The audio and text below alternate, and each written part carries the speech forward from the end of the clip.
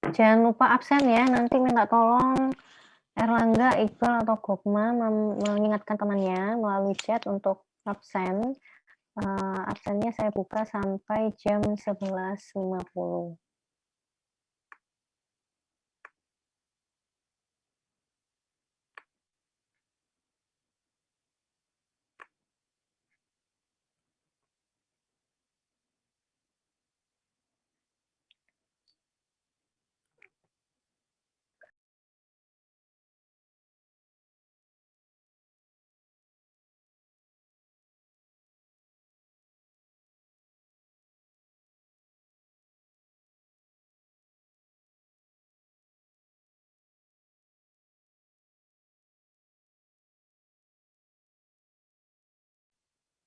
Baik, selamat pagi. Assalamualaikum warahmatullahi wabarakatuh. Eh, Kesempatan kuliah pada pagi hari ini, ya untuk penyediaan air minum satu ini, kita akan melanjutkan materi kita di 2 minggu yang sebelumnya ya.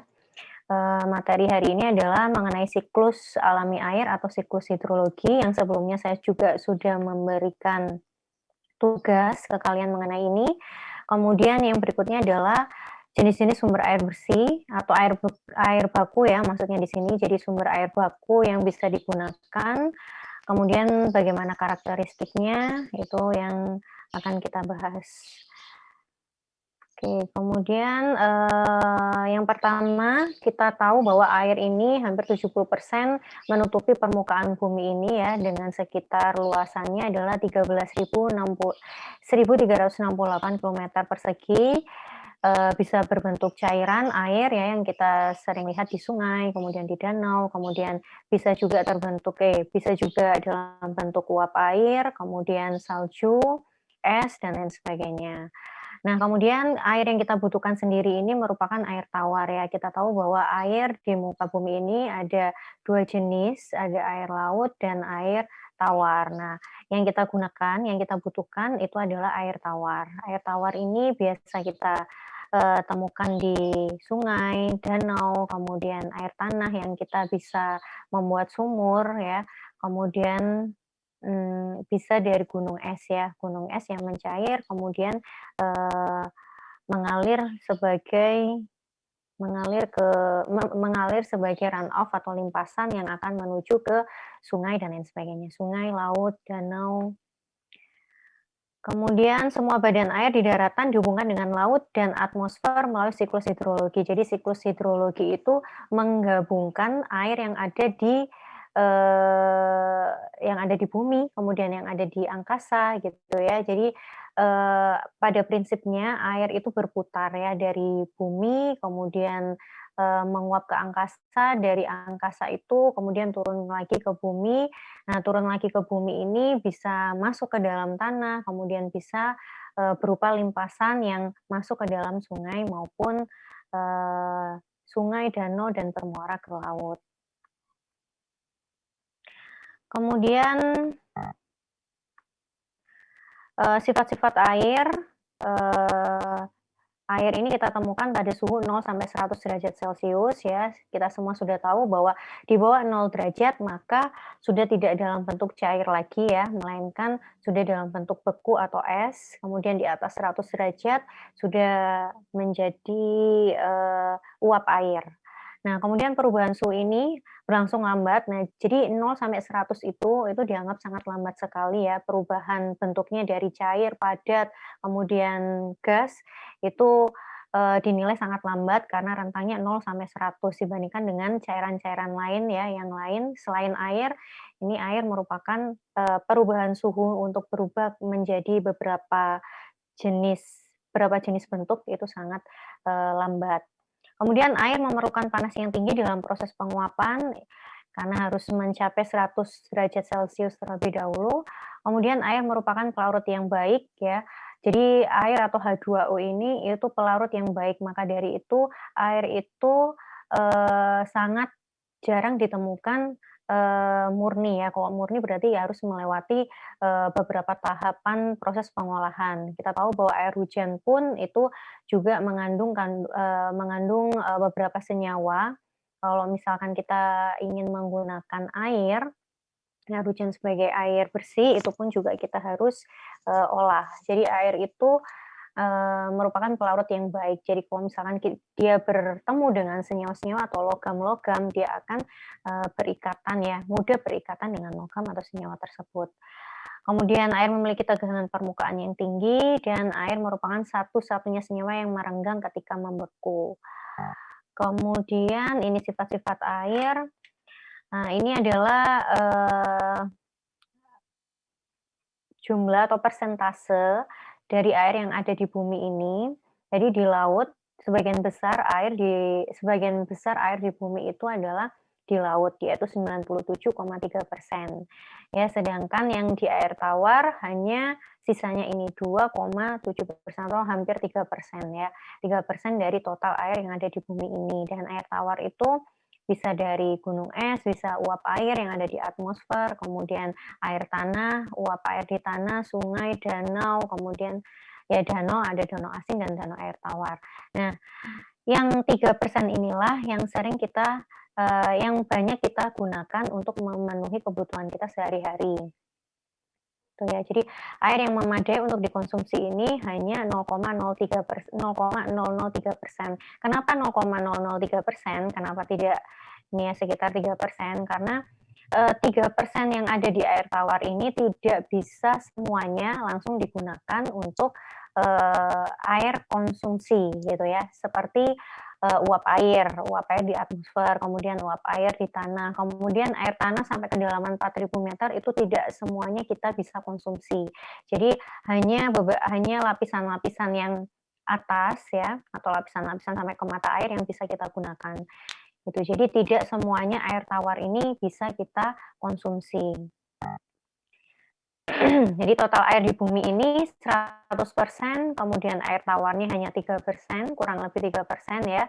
Kemudian air tawar yang tersedia yang bisa kita konsumsi atau yang bisa kita olah menjadi air minum itu hanya 0,5, air tawar yang tersedia 0,5%, sedangkan air tawar dengan kualitas yang memadai untuk konsumsi itu hanya 0,003% gitu. Jadi kita hanya memanfaatkan ya 0,003% ini untuk memenuhi kebutuhan kita sehari-hari. Nah, siklus hidrologi ini itu tadi ya siklus dari pergerakan air. Jadi, bagaimana air itu bisa sampai ke angkasa, kemudian bisa sampai ke bumi lagi, bagaimana pergerakannya itu yang dipelajari di dalam siklus hidrologi. Jadi air tawar inilah, yang kita gunakan itu juga masuk ke dalam siklus hidrologi ini. Nah, untuk pergantian total, maksudnya pergantian total ini adalah pergantian atau perubahan kualitasnya itu. Jadi kalau misalkan, air sungai yang sudah berumur 18 sampai 20 tahun dan itu juga pasti sudah melalui siklus hidrologi, nah kemungkinan 18 sampai 20 tahun itu dia akan mengalami, perubahan kualitas gitu. Untuk uap air itu 12 hari dan air tanah sampai ratusan tahun. Persebaran air tawar ini tergantung pada presipitasi atau curah hujan dari suatu wilayah. Jadi kalau misalkan, wilayahnya itu curah hujannya tinggi atau seperti yang ada di Indonesia ini ya curah hujan tinggi di wilayah tropis ini pasti kaya akan air tawar. Kaya akan air tawar.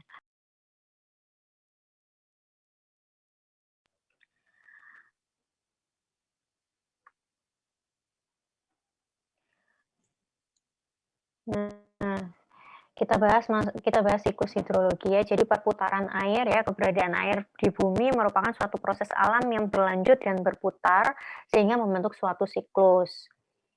Nah, prinsip di dalam siklus hidrologi adalah proses sirkulasi yang terdiri dari penguapan atau evaporasi ya. Evaporasi ini nanti akan dibagi menjadi dua, ada evaporasi, ada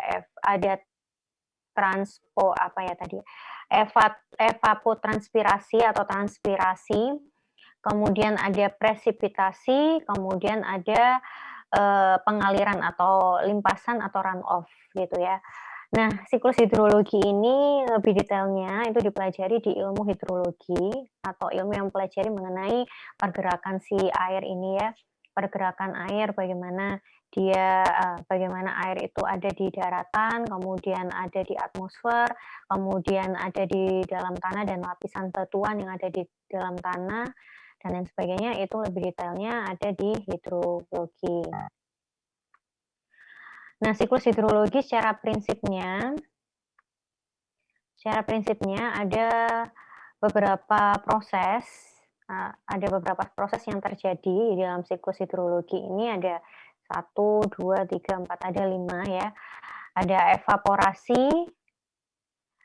evaporasi dan evapotranspirasi ya. Transpirasi itu yang dilakukan oleh tumbuhan, sedangkan evaporasi itu adalah penguapan yang langsung terjadi karena pengaruh intensitas cahaya, suhu yang terjadi langsung di badan air ya, di sungai maupun di laut.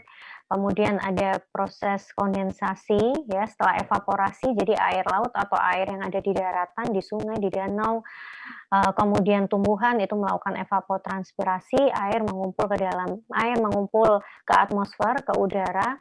Kemudian jika jika itu sudah, eee, bertumbukan atau bertemu antara uap air satu dengan uap yang lainnya sehingga menjadi jenuh, maka akan terjadi kondensasi, ya. Kemudian setelah kondensasi, terjadi presipitasi atau turunnya hujan. Nah, turunnya hujan ini ada yang menjadi limpasan, yaitu aliran pada permukaan. Hal ini terjadi jika tanah itu tidak bisa menyerap air gitu ya. Jadi ada 2 yang terjadi setelah proses presipitasi ini, ada limpasan dan ada infiltrasi ataupun perkolasi. Jadi kalau, airnya itu masuk ke dalam tanah, itu dinamakan infiltrasi, sedangkan jika airnya itu masuk melalui tanah, kemudian melalui batuan, itu yang dinamakan dengan perkolasi. Nah, air yang tidak bisa masuk ke dalam tanah atau karena, eee, tidak ada tanah mungkin ya, atau tidak ada tanaman, kemudian tanah itu mungkin hanya bentuknya adalah bangunan, maka yang terjadi adalah limpasan atau runoff. Jadi air tersebut mengalir pada permukaan, mengalir pada selokan kemudian, ke saluran tersier, kemudian saluran sekunder, saluran primer, baru masuk ke sungai. Sungai nantinya akan masuk ke laut. Nah, setelah masuk ke sungai, ke laut, itu kembali lagi ke proses evaporasi dan evapotranspirasi. Begitu juga untuk yang infiltrasi ya. Infiltrasi masuk ke dalam tanah jika, elevasinya itu memungkinkan, maka dia juga akan mengalami pergerakan dari tanah yang tinggi ke tanah yang rendah dan akan juga bermuara ke badan air yang memungkinkan untuk terjadinya evaporasi dan evapotranspirasi. Nah, siklus hidrologi ini tergantung pada proses evaporasi dan presipitasi. Jadi proses penguapan dan penguapan ini maksudnya adalah proses, pengubahan air menjadi uap air dan yang berikutnya adalah presipitasi, yaitu turunnya hujan ya, turunnya hujan di muka bumi ini. Hujan ini bisa hujan es, salju, atau hujan yang kita kita sering jumpai ya. Kemudian air yang terdapat di permukaan bumi berubah menjadi uap air di lapisan atmosfer melalui proses evaporasi air sungai, danau, dan laut di badan-badan air. Sedangkan proses evapotranspirasi atau penguapan air ini dilakukan oleh tanaman. Nah, uap air bergerak ke atas hingga membentuk awan yang dapat berpindah karena tiupan angin. Jadi uap air, dia akan bergerak ke angkasa, ke atas, dan dia akan berjalan gitu ya.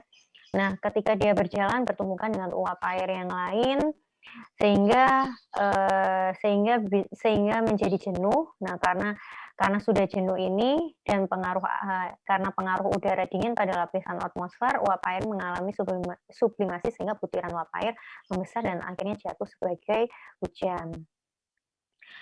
Nah, proses evaporasi yang berlangsung di laut ini ternyata lebih banyak dibandingkan yang terjadi di daratan. Ya karena, dilihat dari jumlahnya saja, jumlah air yang ada di laut itu jauh lebih besar ya, tadi sebesar 97, sekian persen di laut, sedangkan di daratan hanya hampir 3%, maka dari itu evaporasi yang banyak pun juga terjadi di lautan. Nah, proses evaporasi di laut ini melebihi proses presipitasi. Jadi, yang terjadi di laut itu berbeda dengan yang terjadi di daratan. Jika di laut itu evaporasinya itu terjadi lebih tinggi dibandingkan presipitasinya, sedangkan di daratan evaporasinya itu tidak setinggi presipitasinya. Sehingga lautan merupakan sumber air utama bagi proses presipitasi. Jadi ya, jadi, di laut memang, yang paling tinggi adalah evaporasi yang paling tinggi adalah, terjadi di laut. Kemudian di daratan proses presipitasi lebih banyak daripada evaporasi, jadi kebalikannya dari yang terjadi di laut. Nah, sekitar 50% dari, presipitasi yang terjadi di daratan ini itu mengalami evaporasi kembali dan sisanya tersimpan di danau, sungai, maupun sebagai air tanah. Dan ada juga yang sebagai limpasan. Ya, jadi kalau di laut itu evaporasinya lebih tinggi dibandingkan presipitasinya, sedangkan yang di darat presipitasinya lebih tinggi dibandingkan evaporasinya. Nah, sekitar 50% dari presipitasi daratan itu, mengalami evaporasi, ya, sisanya tersimpan di badan-badan air. Nah, air yang terjatuh sebagai hujan tidak semuanya dapat mencapai permukaan tanah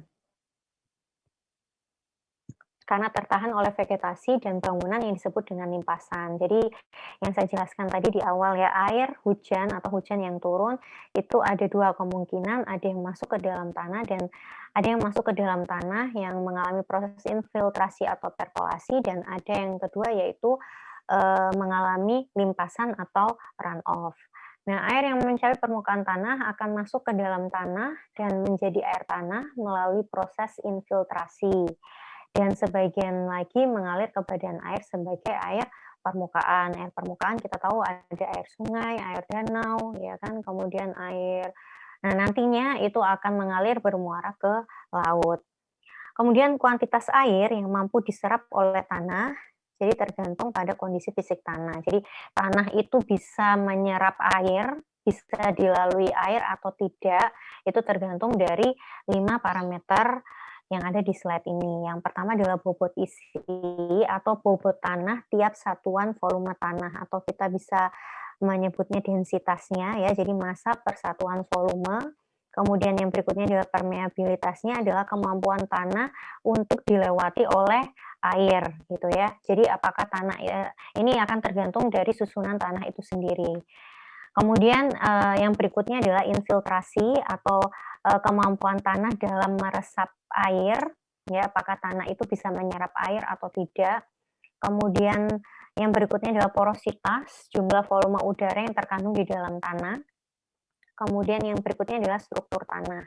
Bagaimana struktur lapisan tanah itu, apakah, banyak batuannya, banyak kerikilnya, atau tanahnya, atau bisa dilihat dari jenis-jenis tanahnya. Nah, kemudian, jika tanahnya itu bisa menyerap si air tersebut ya, eee, air itu akan terus-menerus masuk ke dalam tanah sampai tanah tersebut jenuh. Jadi kalau misalkan, tanah tersebut sudah jenuh, sudah kadar airnya tinggi, maka air, tidak bisa masuk lagi ke dalam tanah untuk infiltrasi, melainkan dia harus, terlimpas di dalam permukaan tanah atau yang kita sebut tadi limpasan atau runoff. Nah, air yang masuk ke dalam tanah itu akan, turun ke dalam tanah ya, melewati lapisan-lapisan tanah dan dan akan mencapai si aquifer ini. Nah, kalau kalian sudah mengambil hidrologi ya, ada mata kuliah hidrologi kalau nggak salah, geohidrologi, kalian akan pasti tahu aquifer itu adalah lapisan lapisan tanah yang mengandung banyak air. Jadi air yang masuk ke dalam tanah akan mencapai, si lapisan aquifer itu.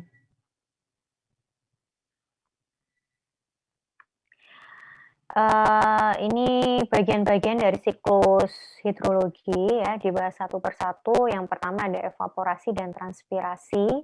Ya, evaporasi dari badan air, dari sungai gitu ya, dari saluran-saluran, dari, danau, dari waduk, kemudian evaporasi juga terjadi dari laut. Sedangkan transpirasi itu berasal dari tanaman.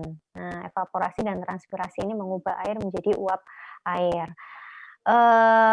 Evaporasi ini akan meningkat sejalan dengan meningkatnya suhu ya. Jadi faktor-faktor yang mempengaruhi tingginya evaporasi dan transpirasi itu adalah yang pertama suhu, kemudian intensitas cahaya, kemudian kecepatan angin, kemudian banyaknya tanaman, ya, kemudian kelembapan tanah gitu. Tetapi, sama seperti yang terjadi di dalam tanah tadi ya, kalau tanah tadi air bisa masuk terus sampai dia jenuh, udara pun juga seperti itu. Jadi evaporasi itu akan meningkat sejalan dengan yang faktor-faktor itu tadi, tapi akan menurun jika, kelembapan udaranya sudah tinggi. Jadi kalau misalkan kelembapan udaranya sudah tinggi, maka evaporasi akan, berjalan lambat. Kemudian yang berikutnya adalah kondensasi, jadi evaporasi yang menghasilkan uap air itu akan membentuk awan ya. Awan jika sudah jenuh, maka dia akan bergerak menuju ke yang dari laut ini ya, yang dari danau akan membentuk uap air menjadi awan, kemudian karena ada angin, maka si awan itu juga akan bergerak, nantinya eee, yang akan terjadi presipitasi atau hujan ya, bisa dalam bentuk, salju, bisa dalam bentuk air atau yang sering kita jumpai ya.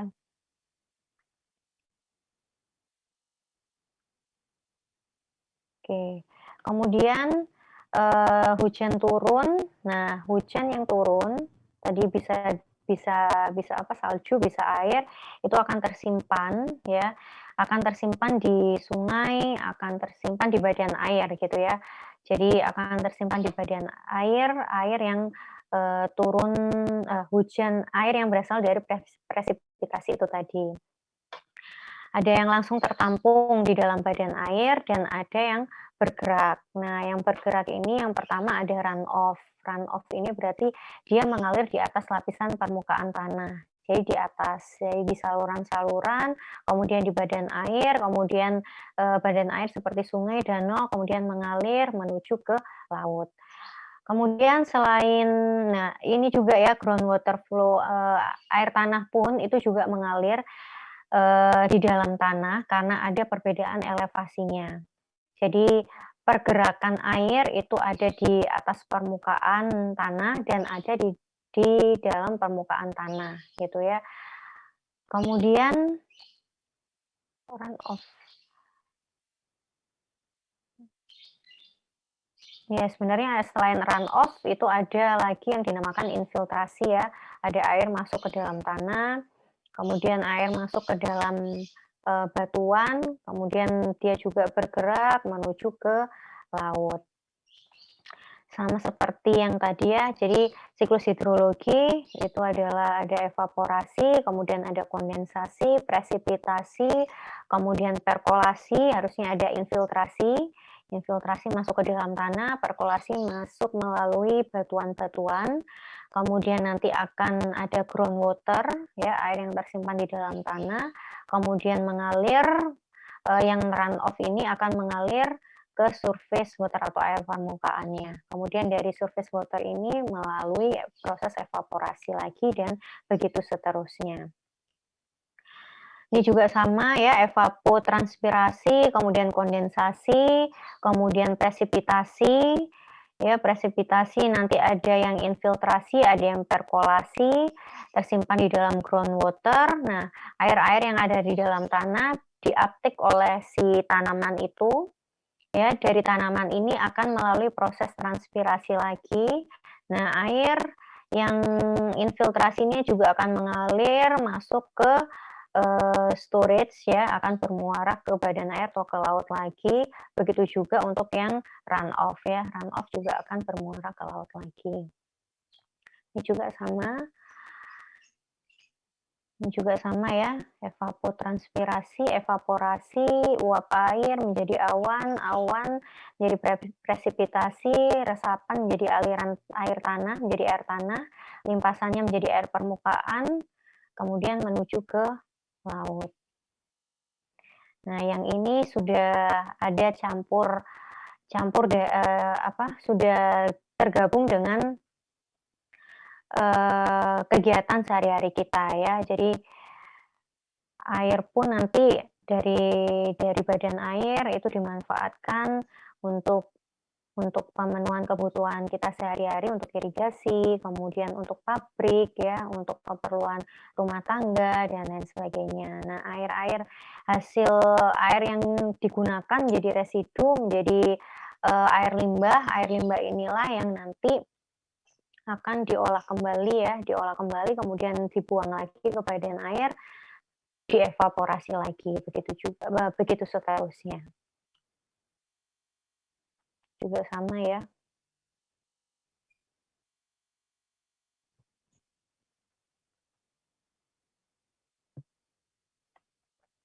Ya, itu tadi siklus hidrologi ya. Kemudian kita masuk ke sumber-sumber air ya, air baku yang kita bisa gunakan untuk pengolahan air bersih atau air minum dan bagaimana karakteristiknya. Kita mungkin di dasar teknik lingkungan sudah saya perkenalkan ya. Jadi air baku itu bisa dari air angkasa, kemudian dari air permukaan dan air tanah.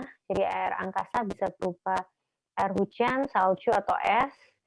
Ya, kemudian air permukaan itu bisa dari sungai, waduk, danau ya, kalau misalkan di daerah tersebut ada danau, kemudian ada air tanah dalam bentuk mata air, sumur dangkal, sumur dalam, dan air artesis. Nah, ini yang akan kita bahas satu persatu. Untuk air angkasa dari namanya berarti berasal dari angkasa. Ya, kita sudah mempelajari siklus hidrologi itu, air yang berasal dari angkasa itu berupa air hujan ya, air hujan, kemudian salju, tetapi yang sering kita gunakan untuk pemenuhan kebutuhan air kita adalah air hujan. Air yang didapat dari angkasa karena terjadi proses presipitasi. Air angkasa umumnya digunakan sebagai sumber air adalah air hujan. Air hujan, uap air yang sudah terkondensasi dan jatuh ke bumi, ya selain berupa cairan bisa dalam bentuk salju itu tadi. Nah, penggunaan air hujan sebagai sumber air bersih bagi masyarakat tidak dianjurkan, tetapi masih diperbolehkan pemanfaatnya bila terdapat sumber lain. Dan ini dapat dilakukan selama melewati proses pengolahan. Nah, memang yang paling bagus di antara sumber-sumber air baku itu setelah mata air, itu adalah air hujan, karena dia dari angkasa turun ke bumi itu hampir tidak melewati potensi sumber pencemaran, kecuali jika air hujan tersebut turun di wilayah perkotaan atau di wilayah industri, di wilayah yang banyak sekali industri. Nah, itu yang perlu dipertimbangkan jika menggunakan air hujan. Jika menggunakan air hujan pun itu diperkenankan jika menyertakan pengolahan untuk air hujan ini sendiri, gitu ya. Kalaupun dia tidak ada pabrik atau di desa gitu ya, itu juga perlu dicek kembali ya, apakah air hujan itu cocok digunakan atau tidak. Jadi kalau misalkan air hujan itu ditampung dalam suatu tandon, kemudian dinilai kalau misalkan orang desa itu asal bersih aja bisa langsung digunakan ya, tetapi kalau misalkan ingin lebih akurat, ingin lebih amannya, itu harus dicek kembali bagaimana kandungan fisik, kandungan kimianya, kandungan biologisnya. Jadi kalau memang belum memenuhi, kita harus melakukan pengolahan terlebih dahulu untuk memanfaatkan air hujan. Nah, karakteristiknya air hujan ini umumnya berkualitas cukup baik ya, bersifat lunak, soft water ya. Kalau kita kenal kalau air sumur itu hard water ya. Kalau ini soft water karena mineralnya itu sedikit, mineral garamnya sedikit. Kemudian, ada beberapa kandungan yang mungkin bisa ditemukan, yaitu amonia dan, karbon dioksida yang bisa menyebabkan si korosi itu. Tetapi itu tidak semuanya air hujan memiliki karakteristik yang sama, memiliki NH3 atau CO2. Kemudian dari segi bakteriologis relatif bersih ya, tergantung dari penampungannya. Jadi kalau misalkan penampungannya itu bersih, ya kemungkinan, karakteristik biologisnya itu bagus ya, tidak mengandung mikroorganisme. Besarnya curah hujan di suatu daerah dapat menjadi patokan bagi perencanaan penyediaan air bersih bagi masyarakat ya. Di Indonesia itu curah hujannya tinggi ya, apalagi di Kalimantan. Nah, seharusnya di tempat kita ya, di Kalimantan itu bisa itu ya, menggunakan air hujan sebagai, sumber air baku untuk air bersih paling tidak ya. Kalau misalkan ragu untuk diminum, maka seharusnya bisa ditampung untuk dijadikan air bersih. Kandungan zatnya seperti yang terlihat di sini ya, jadi kesadaran yang paling tinggi di sini adalah, kesadaran itu berarti ion Ca ya, Ca, Mg, dan ion-ion 2+ yang lainnya sebesar 19 mg/liter. Kalsium juga, nilai seperti ini itu sudah dikatakan, rendah untuk air baku ya. Jadi air hujan dengan konsentrasi seperti ini itu termasuk karakteristik ya, termasuk, air baku dengan kualitas yang bagus dibandingkan dengan sumber-sumber yang lain, kecuali mata air ya. Kemudian itu tadi air angkasa, kemudian air angkasa turun menjadi hujan ya, hujan yang tidak tertampung di dalam tanah itu menjadi air permukaan. Nah, air tawar ini, air yang kita gunakan itu bisa berasal dari air permukaan dan bisa berasal dari air tanah. Kalau air tanah berarti dari air hujan itu masuk, kalau air permukaan berarti air hujan itu tidak masuk ke dalam tanah, melainkan dia mengalir di atas permukaan. Nah, air permukaan ini contohnya adalah sungai, danau, waduk, rawa, kemudian badan air yang tidak mengalami infiltrasi ke bawah tanah, yaitu ya sungai, danau, waduk, rawa. Nah, air yang tergenang atau mengalir di atas permukaan tanah dan umumnya merupakan air yang kurang baik untuk langsung dikonsumsi manusia, maka perlu pengolahan. Ya, ini definisi dari air permukaan ya. Jadi air yang tergenang atau mengalir di atas permukaan tanah dan umumnya kualitasnya itu tidak terlalu bagus, sehingga kalau misalkan ingin, jadikan sumber air, maka perlu diolah terlebih dahulu ya. Kemudian, air permukaan ini, air yang tertampung di atas permukaan tanah itu berasal dari yang pertama, air hujan yang mengalir ke permukaan bumi, ya, yang tidak masuk ke dalam tanah, yang terkumpul pada badan air, sungai, danau, laut, dan lain sebagainya. Kemudian bisa juga berasal dari air tanah yang mengalir keluar ke permukaan bumi. Misalnya adalah mata air yang mengalir ke permukaan bumi. Jadi bisa dari air hujan yang tidak tertampung, yang tidak masuk ke dalam tanah, bisa jadi dari air tanah yang masuk ke dalam yang keluar dari permukaan bumi. Kemudian bisa juga dari air buangan bekas dari kegiatan kita sehari-hari ya, atau air limbah, kita, baik itu air limbah domestik maupun air limbah industri. Untuk karakteristik air sungai, ya umumnya karakteristiknya tidak terlalu bagus ya atau kotor. Dan biasanya bisa dilihat dari, musim, jika musim penghujan itu kualitasnya jelek. Jelek ini artinya karena debitnya besar maka dia akan membawa banyak kotoran gitu ya, sehingga, aliran si air jika debitnya besar, jika hujan terjadi terus debitnya besar, maka dia lebih mudah mengerus kotoran-kotoran. Jadi pasir, kerikil, kemudian sampah-sampah, kemudian polutan yang lain, itu dibawa semua ke air permukaan atau air sungai itu. Sedangkan ketika kemarau itu debitnya kecil, Kualitasnya baik, tapi kualitas baik ini dilihat dari secara fisiknya saja ya, melainkan, secara fisiknya maksudnya kandungan dari TSS, dari pasir, kerikil, kemudian dari padatan tersuspensi, padatan terlarut. Nah, itu kualitasnya baik. Tetapi kalau misalkan dicek, kandungan kimianya, kandungan mikrobiologisnya, itu sebenarnya, sama saja gitu ya, tidak tidak terlalu baik karena penghujan itu justru di penghujan itu karena debitnya tinggi dia bisa melakukan, pengenceran. Jadi awalnya misalkan konsentrasinya tinggi ya, kalau misalkan airnya semakin banyak, nah konsentrasinya akan berubah menjadi rendah gitu. Jadi, kualitas jelek dan baik ini itu lebih ke kualitas secara fisik ya. Kualitas secara fisik itu dilihat dari TSS, kekeruhan, kemudian apalagi ya fisik itu, TSS, kekeruhan, kemudian warna gitu ya. Sedangkan jika dicek secara kimiawi, itu sebenarnya kalau di penghujan itu jauh lebih rendah konsentrasinya karena terjadi proses pengenceran. Kemudian, air sungai ini juga mengandung bakteri dan zat kimia, apalagi kalau misalkan air permukaan itu menjadi tempat tempat pembuangan dari, industri ya, dari industri kimia gitu ya, industri-industri yang lain itu pasti akan ditemukan zat kimia yang tinggi. Dan bakteri itu jelas, akan ditemukan di mana ada kotoran ya, ada makanannya si bakteri, pasti bakteri itu ada gitu ya.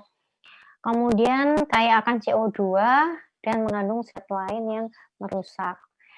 Eee, Intinya air permukaan itu akan tergantung dari wilayah yang di sekitarnya ya. Kalau misalkan di wilayah sekitarnya itu tidak ada kegiatan yang, bisa merusak lingkungan ya, tidak ada industri, tidak ada penduduk gitu, maksudnya jarang sekali penduduk itu, saluran air limbahnya sudah tertata secara bagus, maka air permukaan juga akan bagus gitu ya. Kalau misalkan di daerahnya itu padat penduduk ya dengan, sanitasi yang buruk gitu ya, kemudian, industri juga banyak, pertanian juga banyak, maka bisa dipastikan air permukaan kualitasnya juga akan buruk. Nah, ini karakteristik dari air permukaan secara umum ya, tetapi karakteristik ini tidak bisa disamakan antara Sungai Mahakam dengan Sungai Karangmungus misalkan. Nah, tidak bisa disamakan seperti itu atau air air sungai dengan air danau gitu, tidak bisa disamakan. Ini pada umumnya air permukaan memiliki kandungan zat-zat seperti ini, yang memang jauh lebih tinggi dibandingkan yang air air apa tadi ya, pertama tadi ya? Air Air hujan, Bu. air hujan, oke. Ya, jadi kualitasnya jauh jauh di bawah dari air hujan. Nah, sungai dapat terjadi melalui 3 cara. Oh, bukan dapat terjadi ya, jadi air yang ada di dalam sungai itu bisa berasal dari, air hujan atau aliran air permukaan bumi, bisa dari mata air atau aliran air tanah yang keluar dari permukaan bumi, atau bisa keduanya, itu tadi sudah ya. Kemudian aliran air sungai ini akan dipengaruhi oleh beberapa keadaan. Yang pertama adalah kondisi daerah aliran sungai atau kita kenal dengan das gitu ya. Bila masih terdapat banyak hutan atau tanaman, maka debit air juga akan besar gitu. Jadi kalau misalkan resapannya tinggi, tadi kan air sungai itu bisa berasal dari limpasan, bisa berasal dari air tanah. Nah, kalau misalkan di sekitar daerah aliran sungai itu masih banyak tanah, banyak tutupan lahan, banyak tanaman ya. Nah, itu akan tersimpan ke dalam tanah, air tanah pun itu juga nantinya akan masuk ke dalam sungai gitu. Jadi semakin banyak tanaman atau, ruang terbuka hijau ya, lahan terbuka, maka debit di dalam sungai itu juga akan besar. Kemudian yang berikutnya adalah temperatur. Iklim tropis dengan sinar matahari yang berlimpah akan mengakibatkan bertambah besarnya penguapan air. Ya, jadi evaporasinya kalau misalkan sinar matahari atau suhu intensitas cahayanya tinggi, maka akan meningkatkan evaporasi gitu ya. Jadi evaporasi ini mengakibatkan si sungai ini banyak air yang menjadi uap air gitu ya. Kemudian topografi atau kemiringan dan kelandaian sungai akan mempengaruhi besarnya limpasan air dan besar kecilnya pengikisan tanah. Kemudian permeabilitas dan corak aliran sungai. Corak aliran sungai itu bentuk dari aliran sungai itu sendiri ya. Ada yang berbentuk menyebar, kemudian ada yang hanya ramping lurus saja. Kemudian ada, kalau tidak salah ada 3 corak aliran sungai itu ya.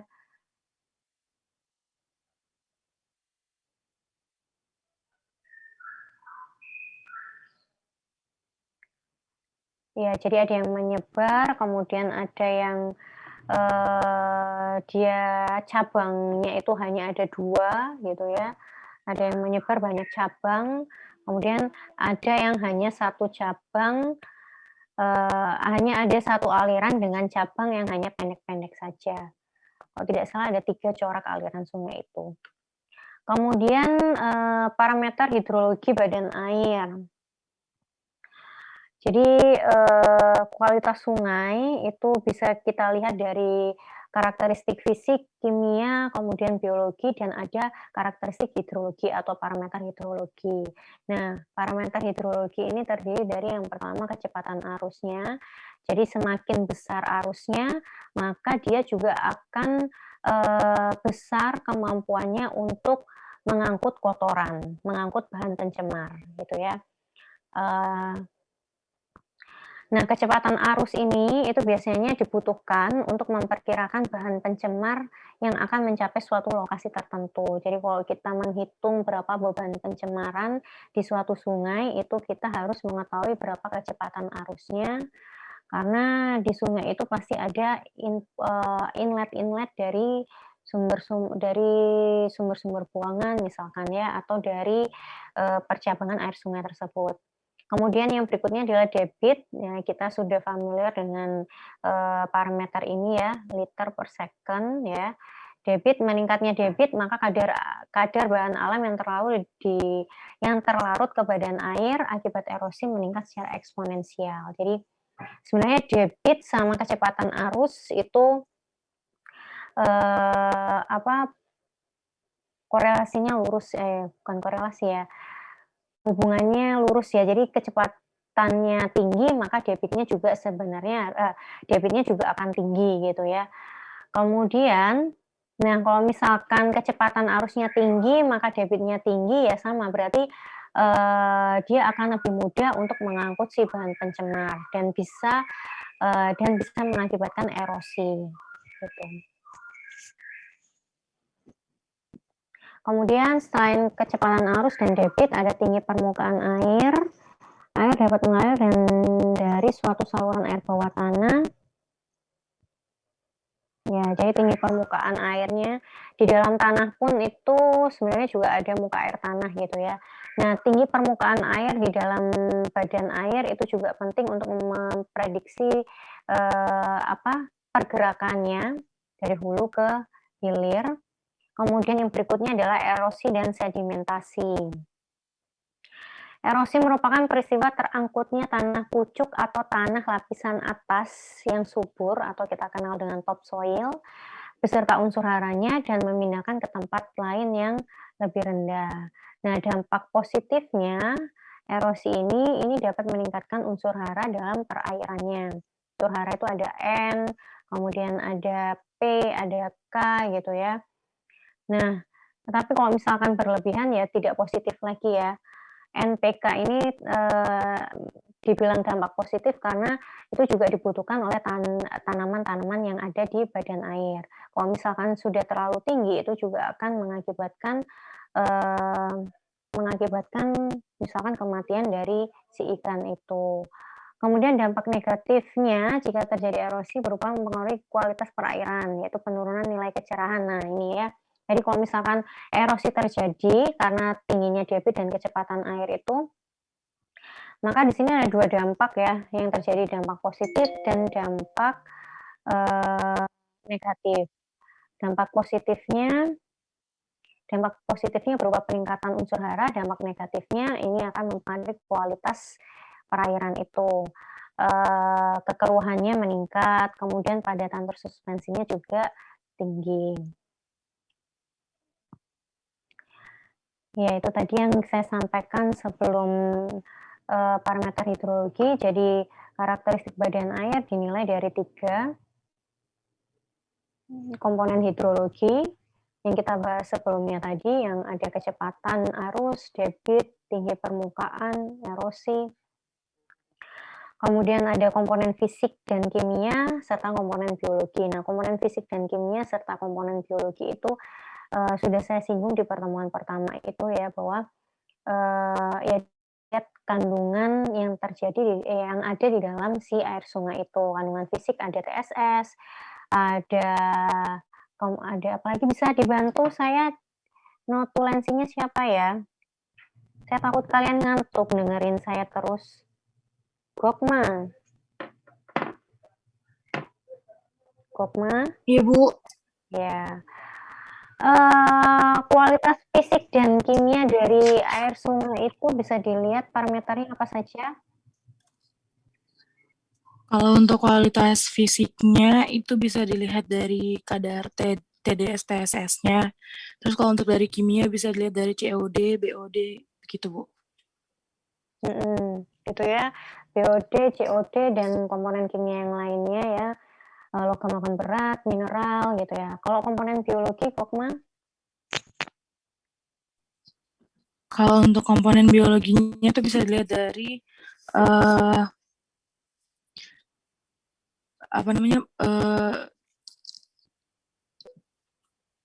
komponen biologinya bisa dilihat dari entah itu jumlah bakteri yang ada di air atau dari coliformnya, Bu. Ya. Jadi komponen biologi berarti komponen-komponen makhluk hidup yang ada di dalamnya, ya kan? Ada bakteri, ada virus, kemudian ada alga, ada ganggang, dan lain sebagainya. Terima kasih, Gokma. Kemudian masuk ke tadi air permukaan ya, sekarang masuk ke dalam air tanah. Jadi kalau air hujan yang tidak masuk ke dalam tanah itu dinamakan air permukaan. Kemudian yang air tanah itu berarti air hujan yang masuk ke dalam tanah. Air tanah merupakan air hujan atau air permukaan yang meresap ke dalam tanah dan bergabung membentuk lapisan air tanah yang disebut akuifer. Ya, kemudian di sini dibagi menjadi 3, ada air tanah dangkal, ada air tanah dalam, dan ada yang dinamakan mata air. Air tanah dangkal ini bila air hujan atau air permukaan hanya meresap sampai muka air tanah yang berada di atas lapisan rapat air. Jadi posisinya ada di paling atas. Tergantung lokasinya, umumnya air tanah dangkal mempunyai kedalaman kurang dari 50 meter dari permukaan tanah itu. Nah, kemudian air tanah dalam adalah air tanah yang terletak di antara 2 lapisan kedap air. Kemudian atau bisa di atas 50 meter ini ya. Kemudian mata air, tempat keluarnya air di permukaan tanah akibat adanya air yang mengalir di dalam lapisan tanah berpasir, kerikil, dan celah yang keluar menembus lapisan tanah atau batuan. Ya, nanti ada gambarnya di sini ya. Kemudian air tanah ini ada yang mata air ya, khususnya mata air ini ada 2 macam mata air, yaitu ada gravity spring dan ada artesian spring. Atau mata air karena gravitasi dan mata air karena artesis, atau apa ya artesis itu? Mata air karena adanya perbedaan gravitasi, kemudian mata air karena artesis. Ini contohnya ya. Jadi gravity spring ini dibagi menjadi 2 lagi, ada mata air depresi gravitasi dan mata air peluapan gravitasi. Nah, kalau mata air depresi gravitasi ini terjadi karena naik turunnya lapisan tanah. Jadi kalau misalkan ini ya airnya turun, ada lapisan tanah yang miring dengan perbedaan elevasi itu. Nah, ada suatu titik di mana elevasinya itu naik gitu ya. Elevasinya naik sehingga dia itu tidak bisa mengalir lagi ke bawah ya, karena elevasinya menaik lagi. Nah, maka dari itu jika kita, apa, membuka membuka apa, membuka lapisan tanah ini, maka dia akan keluar si mata air itu. Jadi mata air yang terjadi karena naik turunnya lapisan tanah. Kemudian kalau yang peluapan gravitasi itu diakibatkan karena, air tanah tersebut harusnya air tanah itu turun terus ya di dalam tanah itu dia mengalir terus sampai ke bawah, tetapi karena dia menemukan lapisan yang rapat air ya, yang tidak bisa dilalui air, maka air akan mengumpul di sini dan ketika kita membuka si permukaannya maka akan keluar si mata airnya itu.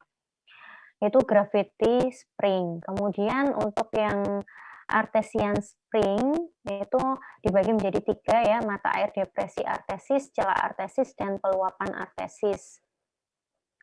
Kalau ini sama sebenarnya seperti yang gravitasi itu, yang kedua, tadi apa itu, peluapan gravitasi ya.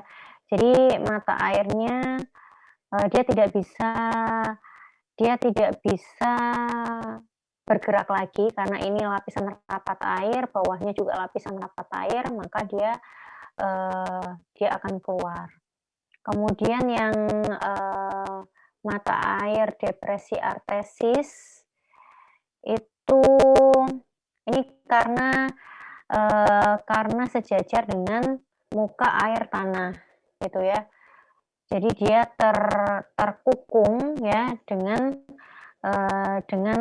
yang artesian spring ini diakibatkan karena dia dikelilingi oleh lapisan rapat air yang dia tidak bisa mengalir lagi dan hanya tertampung di situ. Begitu juga untuk yang air peluapan artesis ini. Jadi dia sudah tidak bisa bergerak kemana-mana karena di sini sudah lapisan rapat air sehingga dia akan tersimpan di lapisan mata air tersebut. Kemudian zona air tanah itu dibagi menjadi 2 di sini. Ada zona of aeration atau zona air berudara dan ada zone of saturation atau zona air jenuh. Kalau zona air berudara berarti lapisan tanah yang mengandung udara ya, yang masih dapat kontak dengan udara. Nah, karena kontak dengan udara ini maka bisa diprediksi bahwa air tanah ini berada di lapisan yang atas. Di sini terdapat 3 lapis tanah, yaitu lapisan air tanah permukaan, lapisan intermediate yang berisi air gravitasi, dan lapisan kapiler yang berisi air kapiler. Nah, air gravitasi dan air kapiler itu, ada yang tahu nggak air gravitasi sama air kapiler? Gokma? Bisa pilih temannya 1, Gokma.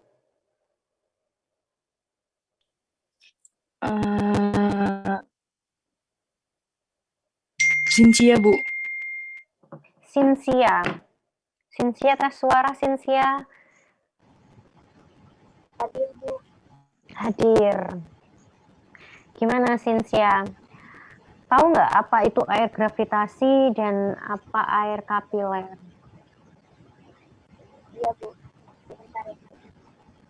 Jadi kalau misalnya air gravitasi itu, Bu, air tanah yang turun ke bawah akibat adanya gaya gravitasi atau dipengaruhi oleh gaya gravitasi.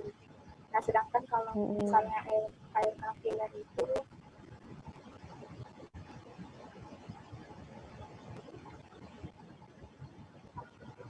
sebentar ya, Bu, saya agak lupa air kapiler. Kalau air kapiler itu menurut saya adalah air yang terdapat pada pori-pori tanah. Nah, biasanya air kapiler itu yang digunakan sama tumbuhan atau makhluk-makhluk yang ada di tanah untuk memenuhi kebutuhan hidup. Ya, oke ya, benar ya, Cynthia ya. Jadi air gravitasi itu dia terus-menerus bergerak ya sampai ke dalam Jadi ketika dia masuk dia akan terus bergerak gitu ya, bergerak ke dalam tanah, sedangkan, yang air kapiler itu yang memang air yang, diserap oleh si tanaman tadi ya, yang dimanfaatkan oleh akar-akar tanaman. Jadi lapisannya itu ada lapisan air tanah permukaan untuk zone of aeration ya, kemudian ada lapisan intermediate dan ada lapisan kapiler. Kemudian ada zona air jenuh atau zone of saturation, ini lapisan tanah yang mengandung air tanah yang relatif tidak berhubungan dengan udara luar. Ya, dan lapisan tanahnya disebut aquifer bebas. Kemudian penyimpanan air tanah. Di dalam tanah, proses air tanah dalam keadaan bergerak. Jadi air tanah itu akan bergerak terus ya, walaupun secara pelan. Nah, bergeraknya air tersebut melalui bagian yang bersifat porus atau patahan. Dan bila air yang bergerak ini keluar lagi ke permukaan tanah akan muncul sebagai sumber air. Nah, dia keluar lagi ke permukaan tanah itu bisa diakibatkan yang tadi yang spring mata air itu ya, karena sudah tidak bisa, karena tanah tersebut itu lapisan yang kedap air atau tidak bisa dilalui oleh air, sehingga air itu akan mencari celah untuk keluar. Kemudian kita kenal ada lapisan impermeable dan lapisan permeable gitu ya. Kalau impermeable itu berarti lapisan yang sulit dilalui oleh air tanah, seperti lapisan lempung, lapisan kedap air, dan lapisan yang memakan air. Jadi airnya itu tidak dilewati melainkan diserap gitu ya. Kalau lapisan permeable itu adalah lapisan yang mudah dilalui oleh air seperti lapisan pasir atau kerikil. Kemudian kita kenal juga air bebas dan air tertekan. Air bebas itu air tanah yang mempunyai tekanan sama dengan atmosfer. Kalau air tertekan itu air yang mempunyai tekanan yang jauh lebih tinggi dari atmosfer. Gitu ya. Jadi dilihat dari tekanannya itu dibagi menjadi 2, air bebas dan air tertekan. Kemudian ada air celah dan air lapisan,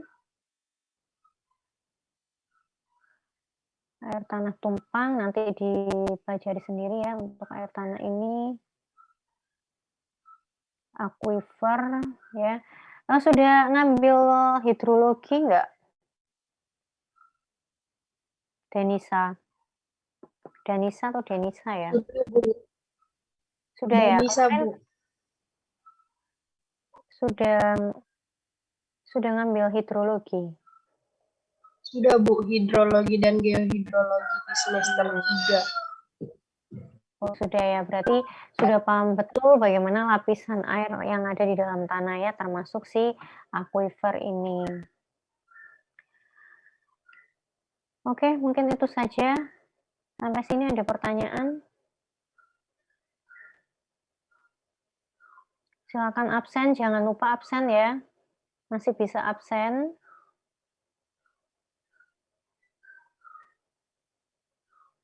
Ada pertanyaan? Ibu, saya ingin bertanya. Iya, silakan Dian.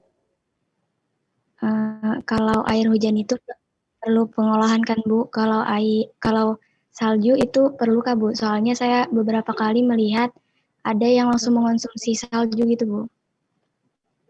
Mengonsumsi salju sebagai air minum gitu atau air bersih? Bisa dicampur ke misalnya dibuat es gitu loh, Bu. Es serut gitu. Oh.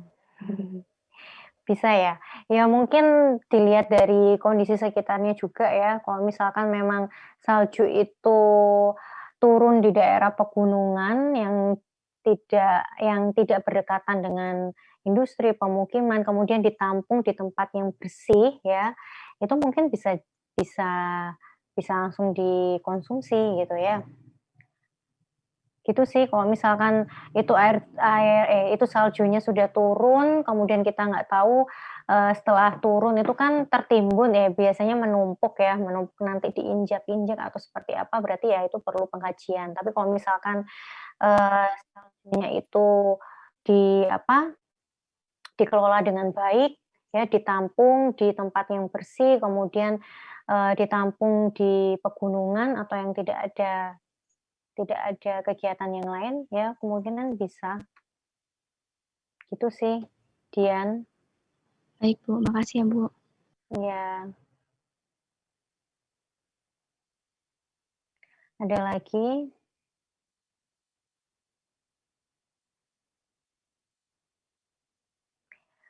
Oke, tadi notulennya siapa? Saya, Gokma. Bu. Iya, Bu. Ya, Gokma bisa diringkas sedikit apa yang sudah kita bahas hari ini? Iya, hari ini kita membahas tentang siklus hidrologi, sumber air, dan karakteristik dari air baku. Untuk air sendiri itu 70%-nya mengisi bumi, yang terdiri dari air laut, ada air tawar juga. Terus sifatnya itu tuh berdasarkan suhu 0 derajat sampai 100 derajat Celcius dengan fase cair, dengan perubahan suhu yang lambat.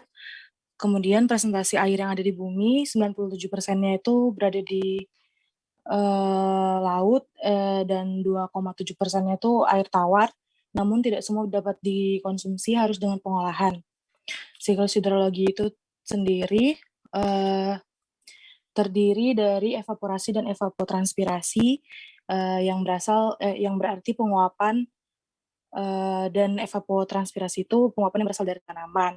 Setelah itu memasuki fase kondensasi, yaitu pembentukan awan, yang kemudian airnya menuju presipitasi, yaitu hujan yang turun, menjadi air limpasan, yaitu air yang mengalir ke permukaan. Kemudian ada infiltrasi dan perkolasi, itu air yang masuk ke tanah dan batu-batuan. Kemudian siklus ini berulang kembali ke evaporasi. Kemudian air di bumi itu berubah melalui evaporasi dan evapotranspirasi, yaitu berasal dari penguapan tadi, yang pada akhirnya akan menyublim dan jatuh ke bumi. Terus itu untuk di laut sendiri itu proses evaporasinya yang lebih banyak, sedangkan yang di darat itu presipitasinya yang lebih banyak. Kemudian kita membahas tentang sumber air baku dan karakteristiknya. Itu berasal dari 3, ada air angkasa, air permukaan, dan air tanah. Air angkasa sendiri itu berasal dari air hujan atau air yang berasal dari angkasa yang jatuh ke bumi. Kemudian air permukaan itu adalah air yang tidak masuk ke tanah, melainkan mengalir di permukaan seperti di waduk dan danau. Kemudian untuk air tanah itu berasal dari mata air ataupun sumur dalam. Kemudian ada karakteristik dari masing-masing air itu, dari air hujan, ada dari air sungai, dan juga dari parameter hidrologi badan air, yang terdiri dari kecepatan arus, debit, kemudian tinggi permukaan air, erosi dan sedimentasi, serta karakteristik dari badan air itu terdiri dari komponen hidrologi, fisik kimia, serta biologi. Kemudian air tanah itu sendiri terdapat Gokma? ya, Bu. Bisa dipilih satu temannya lagi untuk melanjutkan? Syawal, Bu. Syawal. Tes suara. Syawal. Iya, hadir, Bu. Terdengar? Iya, terdengar. Syawalis ya. Silakan dilanjutkan pemaparan dari Gokma, review untuk hari ini. Ini menurut catatan saya ya, Bu. Jadi tadi karakteristik badan air itu ada 3 komponen hidrologi, komponen fisik, kimia, dan komponen biologi. Terus untuk macam-macam air sendiri itu tuh ada air tanah, air permukaan, dan air angkasa. Terus tuh kalau air tanah sendiri, air merupakan air hujan atau air permukaan yang meresap ke dalam tanah bergabung membentuk lapisan air tanah yang disebut akuifer. Untuk zonanya air tanah, zona air berudara, terus zona air jenuh. Untuk penyimpanan air tanah sendiri ada di dalam tanah, proses air tanah dalam keadaan bergerak, walaupun secara pelan. Untuk macam air tanah, ada lapisan impermeable dan lapisan permeable. Untuk macam air tanah ada air bebas dan air tertekan, air celah dan air lapisan. Terus untuk akuifer, susunan suatu batuan yang menyimpan atau menangkap air tanah. Macam-macamnya ada akuifer bebas dan akuifer tertekan. Untuk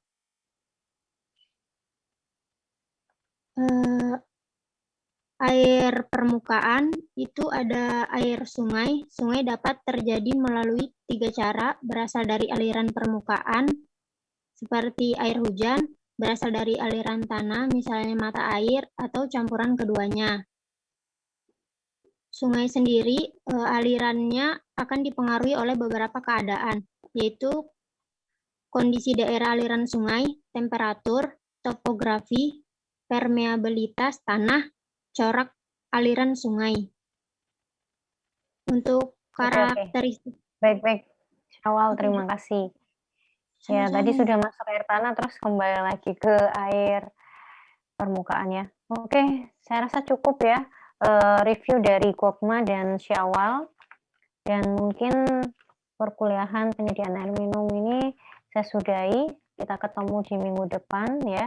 Nanti akan saya share materi berikut juga reviewnya yang harus diisi. Ya, itu saja mungkin dari saya. Terima kasih, semoga bermanfaat. Mohon maaf jika ada salah kata. Wassalamualaikum warahmatullahi wabarakatuh. Selamat siang. Waalaikumsalam warahmatullahi wabarakatuh. Siang, Bu. Ya, Juni.